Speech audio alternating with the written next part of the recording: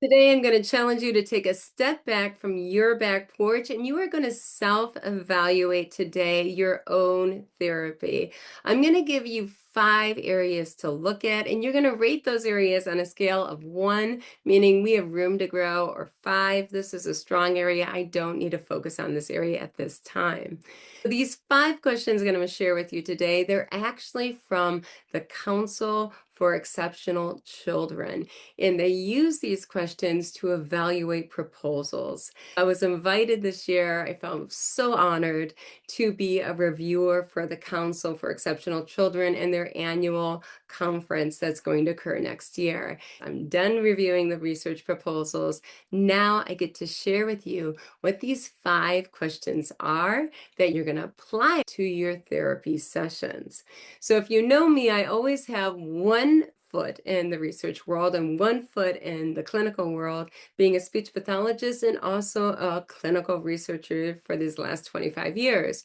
So I really don't see a line between the research to practice. This is an example of that. I'm going to give you the questions that you would use to evaluate a research proposal, but these are the exact same questions you're going to want to ask to evaluate your own therapy.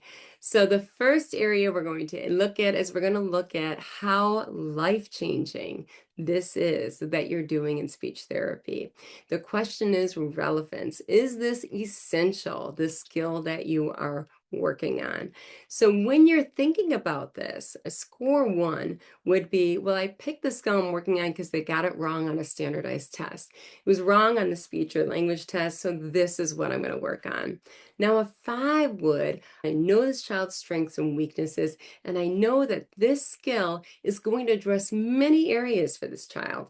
And this skill is not only going to be game-changing today, but it'll be game-changing in the future. For instance, if you work with a child with developmental language disorder, I would argue not even knowing the child, that giving that child or empowering that child with the ability to tell a story is likely a pivotal skill. Not knowing the children on your back porch, I would put my money on that that would probably be the most pivotal skill that many of your kiddos could work on.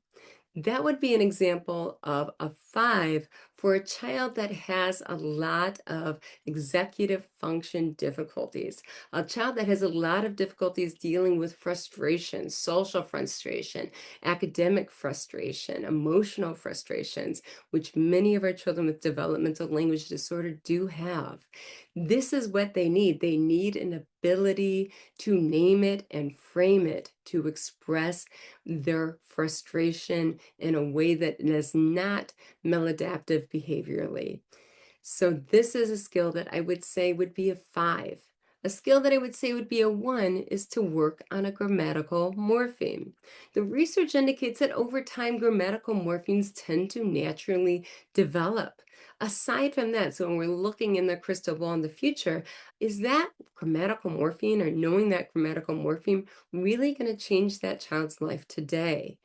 So you really need to think about, am I going to work on level 1, a grammatical morpheme skill, this discrete skill, something like if as a fitness instructor, someone came to me and they were out of shape and they said, I want to get in shape. And I said, okay, let's point our toes and we're going to flex our calves that way. Now, I'm only working one muscle, right? I'm not changing this individual's life. When you're working on a single grammatical morpheme for a year, I'm going to put my money down that you're not changing their lives. So really thinking about what is pivotal when it comes to the goals that you're going to work on with this child. The second area that we're going to look at that I stole right from being a reviewer for the Council for Exceptional Children are, do my goals align with the skill is that I want to work on? So for instance, maybe you're like telling a story is what I'm working on with this child with developmental language disorder. And when we look at the goals, we're saying, well, the child can name parts of a story. They can name the author is, what a title is, what a page number is, what a front cover is. You're looking at literacy, vocabulary, and describing literacy, but that doesn't help the child tell the story.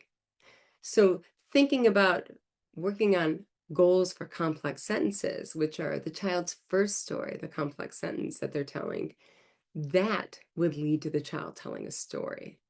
So thinking about, are my goals aligned with the big life-changing skill, essential skill that I'm working on? Are the objectives going in that direction? The third area we're going to look at is the functionality of the goal right now, today.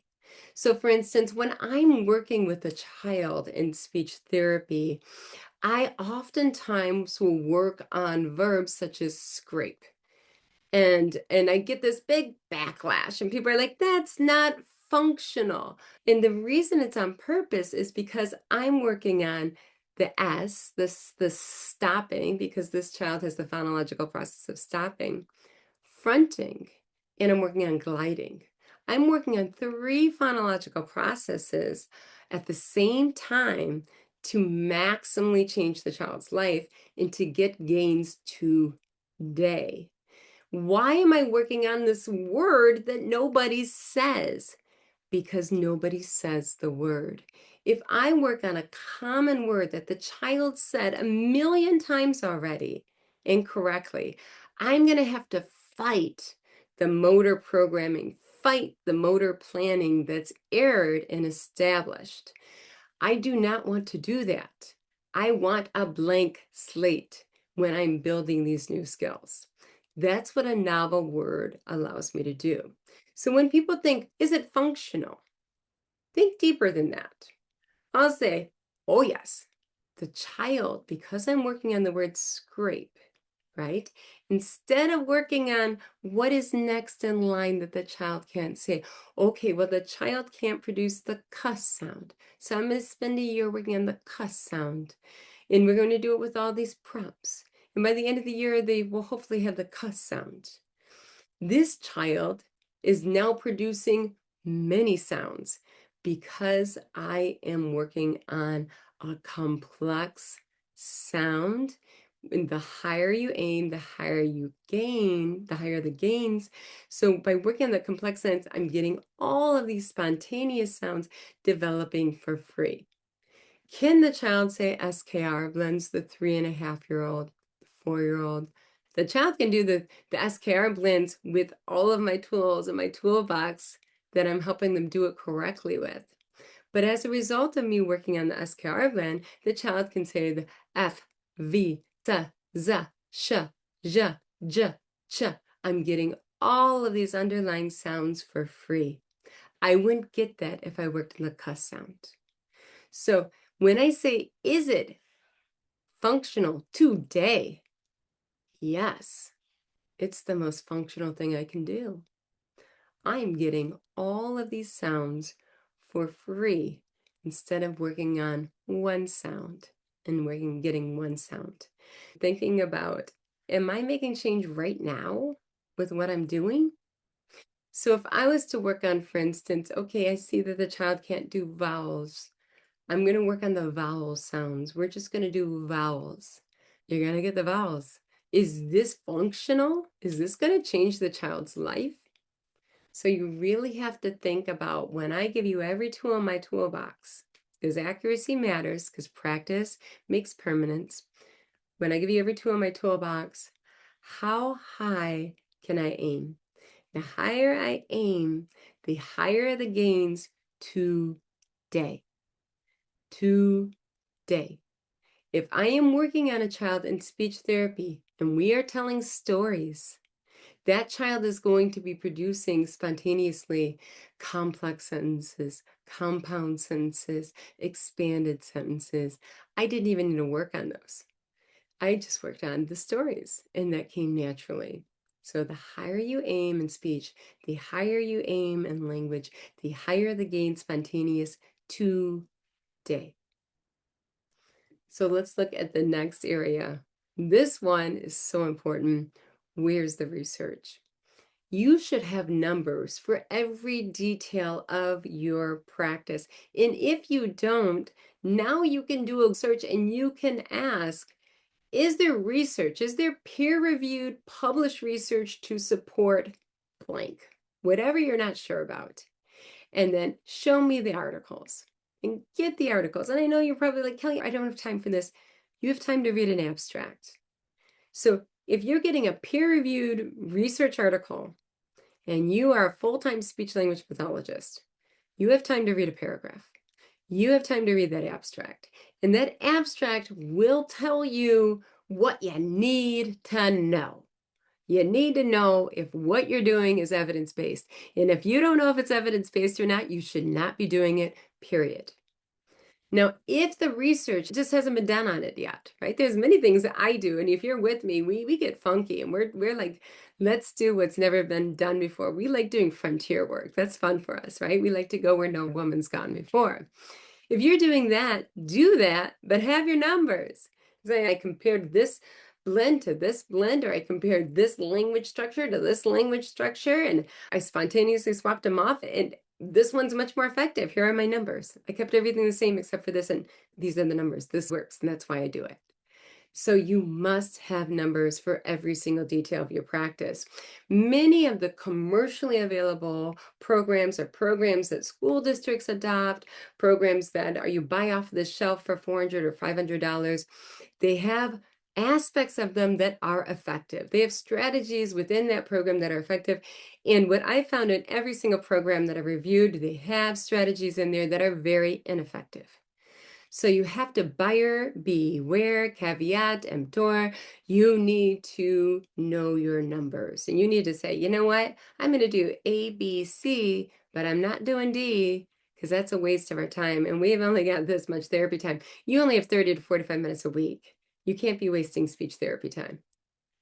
So have numbers for every single detail of your practice. If I asked you, well, why do you do this? And it's just any little detail of your practice, you should be able to be like, here's the research, or you should be able to pull out your Google spreadsheet and say, here are their numbers. If you don't have numbers, you shouldn't be doing it, period. We're going to go to the next one. Number 5, this is the last criteria that we look at for the Council Exceptional Children when you're evaluating a proposal, whether or not to accept or reject the proposal, is how do we know that the participants are learning? So this is where we look at for measurable, observable goals, like the participants will do this. And typically they use kind of that Bloom's taxonomy. They have the knowledge, they have the application, they have the synthesis. So they have the lower level to the higher level skills. So you're not going to look at goals that say they're going to learn this, they're going to learn that. How do you observe, learn? How do you measure, learn? This is where we get to see some action. So here we're going to look at, is the child actively participating? So what I'm going to say here is we're going to look at with the active participation, a score of 1, for instance, in my book would be auditory bombardment. Now, auditory bombardment is a part of effective approach. It's a part of the cycles approach. However, when the cycles of approach has been done without the auditory bombardment compared to with the auditory bombardment, there's been no additive effect. There's been no benefit to the auditory bombardment piece. So this is where we take out our scissors and we cut the fat. We get rid of it because the child's not actively participating during that time. The child's heard the R said correctly millions and millions and millions of times. Why are they sitting in your room? Why do they need to hear it correctly from you? And wasting your very limited 30 to 45 minutes a week speech therapy time. Active participating. You can't measure that. That's you doing the child's push-ups for them. We need to see active participation. Now, when I'm talking about active participating, some children I found, they have very, very sensitive temperaments. And in language development, they benefit from more of a responsive approach in which you're not asking questions, in which they're not speaking on demand. You're taking what they're doing and you're linguistically mapping it out. You're taking the words or two that do come out and you're expanding upon them. And I like to put them into complex sentences, of course, but you're giving the complex sentences, you're giving the linguistic mapping, you're following the child's lead. The child is actively participating. The child is engaged with you. The child's engaged in back and forth interaction. You're present and the child's present, but I want to say it's the child is actively participating throughout. And that's not easy because there's children that have sensitive temperaments that are reluctant to participate. That's not easy because there's children who are fight, flight, freeze, brain that freeze. That's not easy because there's children that escape. There's this having a child actively participate with you in an interaction for the entire 30-minute session, that's huge. But is the child actively participating? And when it comes to the Council for Exceptional Children, they're looking at the goals. Are the participants actively participating in the learning process? Can you see measurables that show that the participants are putting this new information to use in an active manner? So those are the 5 areas. What you're going to do is you're going to look honestly at your own therapy session and give a rating of 1 being weak, areas to grow, 5, okay, I don't have to focus on this right now. I can focus on other things. You can go and look at your session and say, yeah, over the summer, I want to beef up in this area. And what am I going to do? And make yourself a plan. How am I going to turn this 3 into a 5? And you know yourself better than anyone with a million degrees behind their name, any expert. You know what your strengths and weaknesses are, and you know what needs to be done and how you need to do it. But it's nice to take time this summer to reflect. And what this does is it gives you a way to reflect in an objective manner on your practice. So I want you to do what you do best, which is to roll up your sleeves and make the world a better place. One child at a time. You are always going to be first.